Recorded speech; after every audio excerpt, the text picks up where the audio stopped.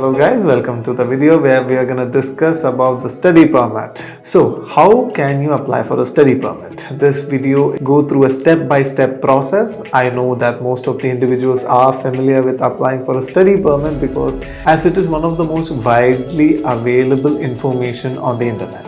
But in this video, we would like to have a conclusive step-by-step process so we could clear the air on this matter. So the first step towards applying a study permit is writing an English test. I know that there has been a recent news where the IELTS requirement has been reduced or the IELTS requirement has been changed, and also new English tests are on the scene. CELPIP and PTE are now being officially added to the study permit application process. But IELTS still remains one of the most famous route taken by the majority of students. So again, I would suggest higher the score, the better. IELTS academic is not the only time that you're about to write the IELTS. Once you are inside Canada, you have another major milestone to achieve, that is your Canadian PR. So at that point also you are going to write IELTS. So you can take it in a manner keeping in mind that you're preparing for your future also. Now the second stage. Let's apply for colleges. There are more than hundreds of colleges spanned across Canada, and it is to your best interest that you find the college which is the most suitable for you, which has the most suitable course for you, rather than going for the crowd pleasers like project management, international business management. I suggest that you go towards a course which is a bit more of a niche course that can help you get a good job in the future in Canada. That is, you need to have a good tier 0, 1, 2, 3 or a good skilled job in order to ensure a Canadian PR in the future. So make sure you're taking a course something in a field where the demand is high. I know the general norm would be to follow your career path after you finish the course, but Canada will have different kind of challenges ready for you. So again, don't be afraid of leaving your comfort zone.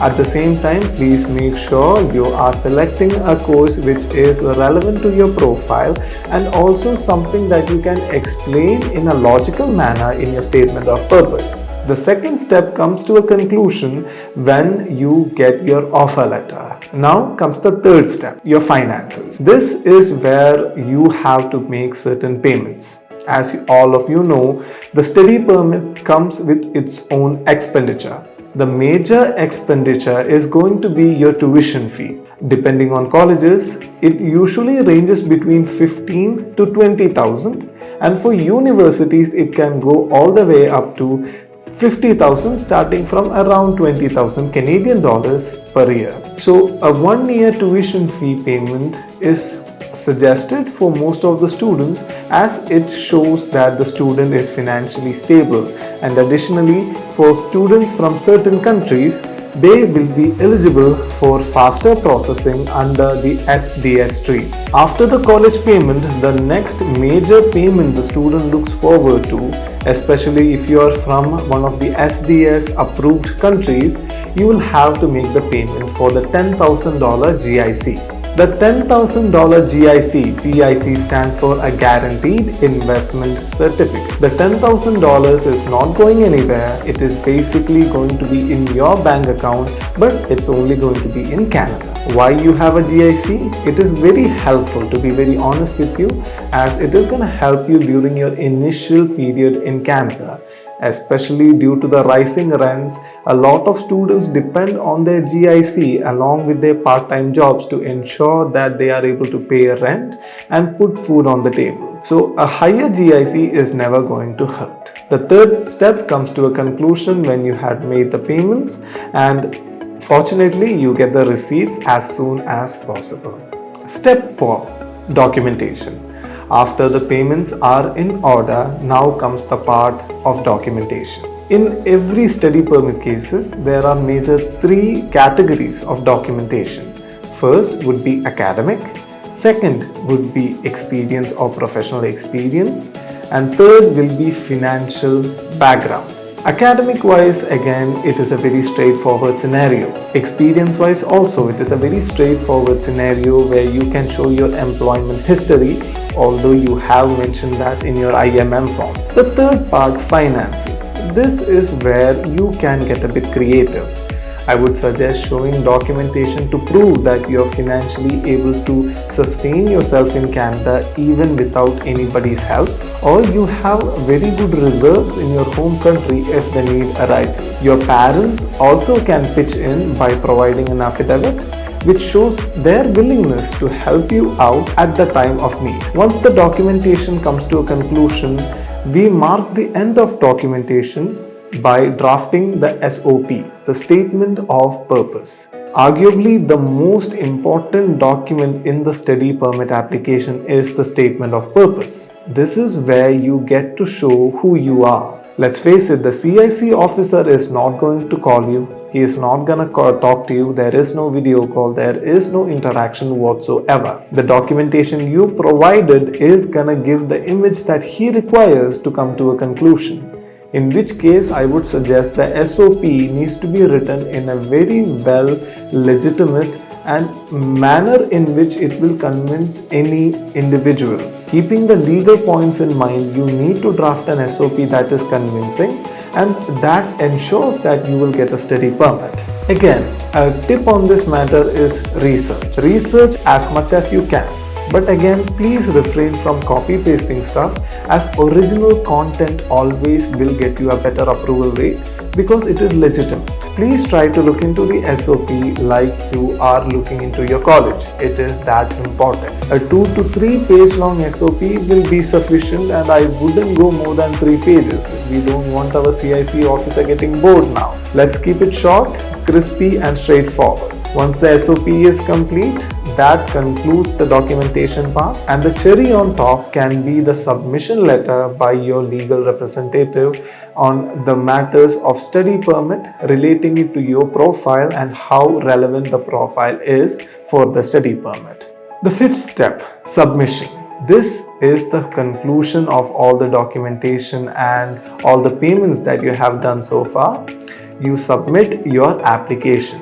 Congratulations, you're one step closer towards your Canadian study permit dream. Once you submit the application, then a BIL is issued, that is a biometric instructions letter. You take this BIL to your nearest biometrics center or a VFS office, especially in India, and you give your fingerprints and a retina scan, the biometrics requirement for the study permit, and then the study permit goes into processing. Only after receiving all the documentation, the study permit goes into processing. That includes the biometrics, all the documents required, IMM forms, and also the medicals. Once the application is submitted, once the biometric is also completed, the processing time starts, and the processing time usually spans from 1 to 2 months. And in case of processing time, there is always a bit of a luck factor there. I have students who have received approvals in 2 days.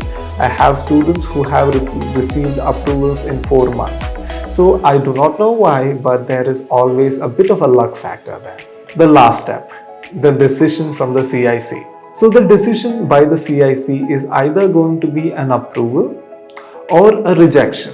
And in rare cases, the CIC may request you to do a biometrics again or a medicals again, or may request for extra documents for which they need a reply so they can make a decision on the file. There will be the students who will receive rejections. Again, please don't be disheartened.